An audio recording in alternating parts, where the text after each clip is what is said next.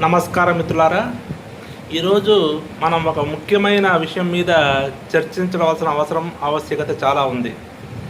ఈరోజు సమాజం ఎదుర్కొంటున్నటువంటి అతిపెద్ద సమస్య ఏదన్నా ఉంది అంటే నిరుద్యోగం కాదు, ఆకలి చావులు అసలే లేవనే లేవు, వివాహాలు కాకపోవడం. మన ఆంధ్రప్రదేశ్, తెలంగాణ ఈ ప్రాంతాల్లో తెలుగువారి కుటుంబాల్లో చాలామంది సున్నితంగా చర్చించుకునే పెద్ద అంశం ఏదన్నా ఉంది అంటే అది పిల్లల వివాహం. ఒకప్పుడు జరిగినన్ని వివాహాలు ఈ మధ్యకాలంలో జరగట్లేదు, అది వాస్తవం, అది అంగీకరించాల్సిన నిజం. ఒక రకంగా చెప్పాలి అంటే అది ఎంత గంభీరంగా ఉంది అన్నదానికి మన ఆంధ్రప్రదేశ్ రాష్ట్ర ముఖ్యమంత్రి శ్రీ గౌరవనీయులైనటువంటి చంద్రబాబు నాయుడు గారు స్వయాన్ని చెప్పారు, పిల్లలు కనండి. పిల్లలు కనాలంటే ముందు వివాహం జరగాలి. తమిళనాడులో కూడా సేమ్ పరిస్థితి, అదే పరిస్థితి. తమిళనాడు ప్రభుత్వం కూడా మా గతంలో చెప్పింది, ఒక సంవత్సరం క్రితం అనుకుంటాను, ఖచ్చితంగా చెప్పింది ఏమని, పిల్లలు కనండి బాబు, మీకు ఇన్సెంటివ్స్ ఇస్తాం, మీకు రాయితీలు ఇస్తాం, మీకు బహుమతులు ఇస్తామని. ఇప్పుడు అందినటువంటి తాజా గణాంకాల్లో కేరళలో కూడా పిల్లల సంతాన విపరీతం పడిపోయింది, 1కి పడిపోయింది.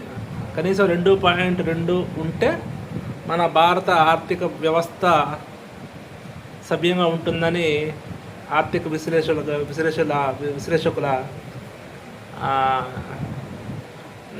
నివేదిక చెబుతుంది. అలాంటిది ఈరోజు ఆర్థిక విశ్లేషకులు చెబుతున్నది ఏంటంటే దక్షిణ భారతదేశంలో జనసంఖ్య రాను రాను పడిపోతుంది, క్షీణించిపోతుంది. దానికి మూల కారణం ఏంటి అంటే వివాహ వ్యవస్థ. వివాహం జరిగితేనే పిల్లలు అంటారు, పిల్లలు అన్నప్పుడే ఆర్థిక వ్యవస్థ మనీ సర్క్యులేషన్లో ఉంటుంది. సరే, ఈ పరిస్థితి ఎందుకు వచ్చింది? దీనికి ప్రధానంగా కారణం ఏంటంటే మనము వెస్ట్ కుటుంబాలు అంటే న్యూక్లియర్ ఫ్యామిలీస్కి వచ్చేసాం ఇప్పుడు. ఒకప్పుడు ఉమ్మడి కుటుంబాలు, పెద్దవాళ్ళు ఉండేవాళ్ళు. అప్పుడు సగటు వివాహాలు కూడా 20-22 అది యుక్త వయసు అనేవారు. ఇప్పుడు వివాహాలు అన్నది 30లకు వచ్చే, ఉద్యోగాలు వెతుక్కోవాలి, స్థిరపడిన తర్వాత పెళ్లి చేసుకోవాలి. సరే, ఆర్థిక పరిస్థితి దృష్ట్యా మనిషి స్థిరపడాలి, ఎందుకంటే తనకే జీవితం సరిగ్గా గడవనప్పుడు తాను వేరే వాళ్ళని పెళ్లి చేసుకుని ముద్రిస్తాడు. కాబట్టి ఉద్యోగం అనేది ఉండాలి. ఉద్యోగము, వ్యాపారము ఏదో ఒకటి ఉంటేనే అతను ఆర్థికంగా సంపాదించుకోకుండా, ఆ సంపాదన ఉన్నప్పుడే అతనికి పిల్లనివ్వడం జరుగుతుంది. ఒక విషయాన్ని గమనించినట్టయితే ఈరోజు గతంతో పోలిస్తే, ఒక 30-40 ఏళ్ల క్రితంతో పోలిస్తే ఇప్పుడు ఆడవారు కూడా పోటాపోటీగా ఉద్యోగాలు చేయడం జరుగుతోంది. ఇప్పుడు వాళ్ళని ప్రోత్సహిస్తున్నారు కూడా. ఉమెన్స్ రిజర్వేషన్ బిల్లు కూడా పాస్ అయ్యింది పార్లమెంట్లోనూ, అసెంబ్లీలో కూడా మనం వాళ్ళని సమపాళల్లో చూడగలుగుతాం. అయితే ఎప్పుడైతే ఆడవాళ్ళకి ఆర్థిక స్వావలంబన ఉద్యోగాల పరంగా కానీ వ్యాపార పరంగా కానీ వచ్చిందో, వాళ్ళలో కూడా ఏమొచ్చిందంటే భావన, మేము మగవాళ్ళకి తీసిపోము, ఒకళ్ళకి చేయాల్సిన పని ఉంది, నేను ప్రశాంతంగా ఒంటరిగా ఉంటాను, అదే భర్త పిల్లలకి నా జీవితం అంతా చేసుకుంటూ కూర్చోవాలి, భర్త అధీనం, భర్త కంట్రోల్ నాకు ఉంటుంది, అది అవసరమా నాకు అని ఎడ్యుకేటెడ్ లేడీస్లో ఒక రకమైన మార్పు వచ్చింది. ఇంకొక రకంగా చెప్పాలి అంటే పెళ్ళిళ్ళ ప్రొఫైల్స్ చూసుకున్నట్టయితే అన్ని క్యాస్ట్లో, అటు బ్రాహ్మిన్స్ అనే కాదు, నాన్ బ్రాహ్మిన్స్లో కూడా ప్రొఫైల్స్ ప్యాకేజెస్, లక్షల్లో ప్యాకేజెస్ ఉన్నాయి. దాంట్లో కొంతమంది ప్యాకేజెస్ వస్తున్నారు, అమ్మాయి కానీ అబ్బాయి కానీ నాకన్నా ఎక్కువ ఉండాలి, నాకన్నా సమానంగా ఉండాలి అన్న ప్యాకేజెస్ గురించి ఎక్కువ ఆలోచనలో ఉన్నారు.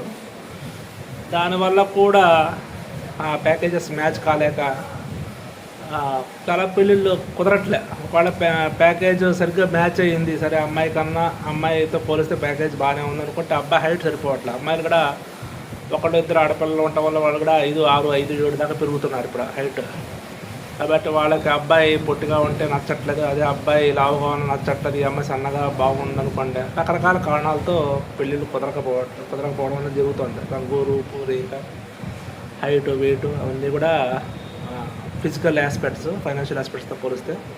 అదేవిధంగా అబ్బాయికి ఇల్లు ఉండాలి, సొంత ఇల్లు ఉండాలి, కారు ఉండాలి, ఆస్తిపాస్తులు ఉండాలి, అమ్మా నాన్న ఉండకూడదు, ఎలాంటి బాధ బందీలు ఉండకూడదు అన్నది కూడా చాలా పెద్ద డిమాండ్ ఇప్పుడు ఆడపిల్లల్లో. అదేవిధంగా అమ్మాయి కూడా ఉద్యోగం చేయాలి, అమ్మాయి కూడా పెద్ద కార్పొరేట్ కంపెనీలో చేయాలి, అమ్మాయి కూడా జాబ్ చేసే కంపెనీ అయితే నేను చేసుకుంటాను, హైదరాబాద్లోనే జాబ్ చేస్తూ ఉంటే ఆ అమ్మాయిని మనం చూద్దాం అన్న ఉద్దేశాలతో కూడా చాలామంది పెళ్ళిళ్ళు సరిగ్గా సెట్ కావట్లే. సరే 30 తర్వాత పెళ్ళిళ్ళు, 35 తర్వాత పెళ్ళిళ్ళు చేసుకుంటే చాలా సమస్యలు వస్తున్నాయండి. పిల్లలు కనడం కానీ పిల్లల్ని పెంచడం కానీ చాలా సమస్య. ఇప్పుడు నేను 35 ఏళ్ళకి 30 నుండి 35 ఏళ్ళ మధ్యన వివాహం చేసుకుంటే పిల్లలు పుట్టే కెపాసిటీ చాలామంది తగ్గుతుందని, ఇది నా మాట కాదు, డాక్టర్లు చెప్తున్నటువంటి విషయం. ఫెలోపియన్ ట్యూబ్స్ అన్నీ టైట్ అయిపోతాయి, ఆ సర్వికల్గా ఆడవాళ్ళకి టైట్నెస్ వల్ల డెలివరీస్కి ఇబ్బంది అవుతాయి. అదేవిధంగా మగవాళ్ళకి స్పర్మ్ కౌంట్ డౌన్ అవ్వడం వల్ల కూడా చాలా సమస్యలు వస్తాయని చెప్తున్నారు. అంటే నేను మెడికల్ ఎక్స్పర్ట్ కాదు మాట్లాడడానికి, బట్ చూచాయిగా అందరికీ ఐడియా ఉంది కాబట్టి ఆ విషయం మనం మాట్లాడుకోవాల్సిన పరిస్థితి అయితే ఉంది. ఇంకా అలా వదిలిపెడితే 35 ఏళ్ళు వచ్చిన తర్వాత ఇంకో పెద్ద సమస్య ఏమిటి అంటే మానసికంగా ఆలోచనలు స్థిరపడిపోతాయి, అభిప్రాయాలు ఉంటాయి, అవి టైట్ అయిపోతాయి.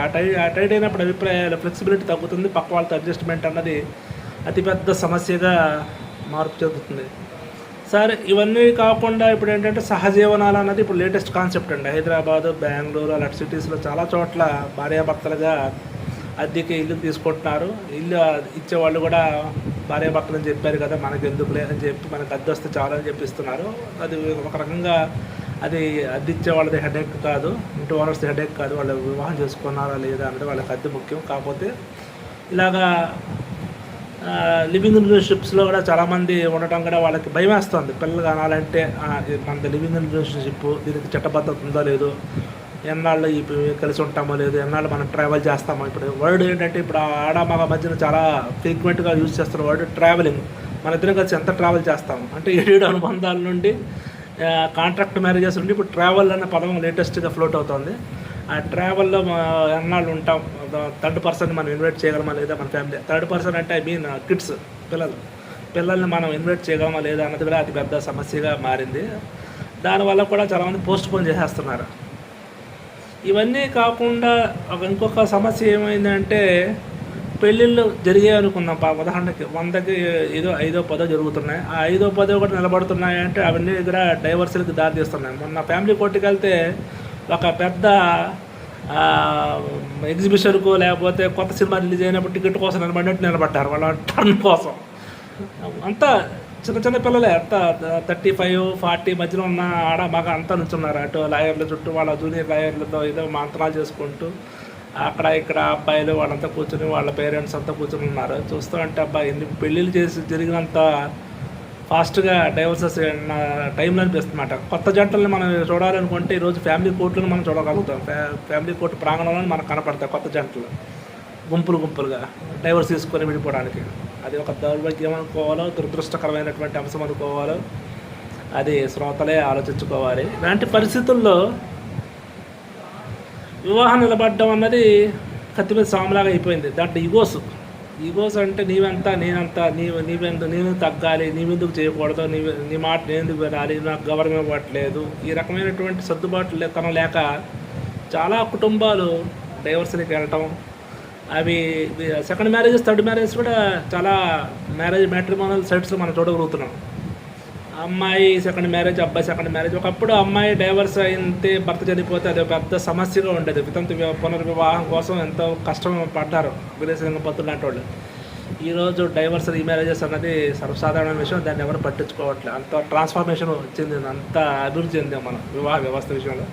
అదేవిధంగా లివింగ్ రిలేషన్షిప్స్ అది కూడా సర్వసాధారణమైన మ్యాటర్ అయిపోయింది. హైదరాబాద్ అటు చుట్టుపక్కల కానీ బెంగళూరు, ఇప్పుడు సిటీస్లో కూడా ఒకప్పుడు అనేవారు ఒకప్పుడు ఎవరన్నా భార్య కానీ భర్త కాని వారు ఎవరన్నా ఆడ మగ ఉంటే మగాడు ఎవరన్నా వేరే ఆడదాన్ని పెళ్లి చేసుకోకుండా సంబంధంలో ఉంటే ఉంచుకున్నారు అనే మాట అనేవారు. ఇప్పుడు ఆ ఉంచుకున్నానే ఇంగ్లీష్లో సహజీవనం, లివింగ్ రిలేషన్షిప్ అనే పదాన్ని వాడుతున్నారు. అది ఎంతవరకు సమంజసమో తప్పు మీరు కమెంట్స్ ద్వారా చెప్పండి. నేను తప్పుగా మాట్లాడానంటే తప్పుగా మాట్లాడుతున్నారు మీరు బ్రదర్ అని, లేదు కరెక్ట్గానే మాట్లాడారంటే కరెక్ట్గానే మాట్లాడుతున్నారని చెప్పి మీరు చెప్పండి. ఏదైతే ఏమైంది, ఒక ఆడ మగ కలిసి, అది చట్టబద్ధతే కావచ్చు, ధార్మికమే కావచ్చు, లేకపోతే ఆధ్యాత్మికమే కావచ్చు, లేకపోతే మతపరమైనటువంటి కట్టుబాటే కావచ్చు, ఏదైతే ఏమి ఒక ఆడ మగ ఇద్దరు కలిసి ఒకరికొకళ్ళు కష్ట సుఖాల్లో తోడుగా ఉన్నప్పుడు ఉండటమే మనకి కావాల్సిన సమాజ శ్రేయస్సుకు కావాల్సినటువంటి పరమావధి. తద్వారానే సంతానం అనేది ఉంటుంది. ఆ సంతానం ఉన్నప్పుడే రేపనే తరాన్ని మనం చూడగలుగుతాం, రేపటి జనరేషన్ చూడగలుగుతాం. 23rd సెంచురీ 24th సెంచురీలో కూడా మన మనుగడ ఉనికి ఉండాలి అంటే ఈరోజు కుటుంబ వ్యవస్థ దృఢంగా ఉండాల్సిన ఆవశ్యకత ఎంతైనా ఉంది. ఈ విషయం పట్ల యువత ఎవరైనా చూస్తే బహుశా ఈ నా వీడియోని ఎవరు చూడరు, ఏదో అరణ్య రోదల్లాగా నేను ఒక్కడే మాట్లాడుకుంటూ ఉంటాను. ఎవరైనా విన్నట్టయితే ఎంతవరకు ఇతను చెప్పిన దాంట్లో న్యాయం ఉంది, ఎంతవరకు లాజిక్ ఉంది అన్నది మీరే ఆలోచించుకోండి. ఏం చేస్తే కుటుంబ వ్యవస్థ, అది సహజీవనాల ద్వారా కావచ్చు, లేకపోతే వివాహ వ్యవస్థ ద్వారా కావచ్చు, లేకపోతే ఆడమగ మధ్యన ఒక ఒప్పందం మీద ఇద్దరు కలిసి ఒక కప్పు కింద జీవితాంతం కలిసి ఉండటానికి ఏర్పాట్లే కావచ్చు, ఏదైనా కానీ ఉండి రేపటి తరాన్ని ఆహ్వానించే విధంగా ఉన్నట్టయితే నా మాటలు కానీ నా ప్రస్తావన కానీ సఫలీకృతమైందని నేను దృఢంగా భావిస్తాను.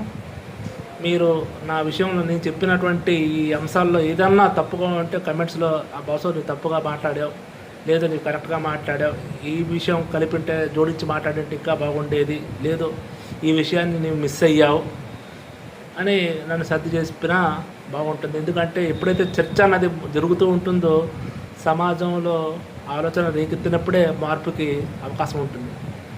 ధన్యవాదాలు. జై హింద్, జై భారత్.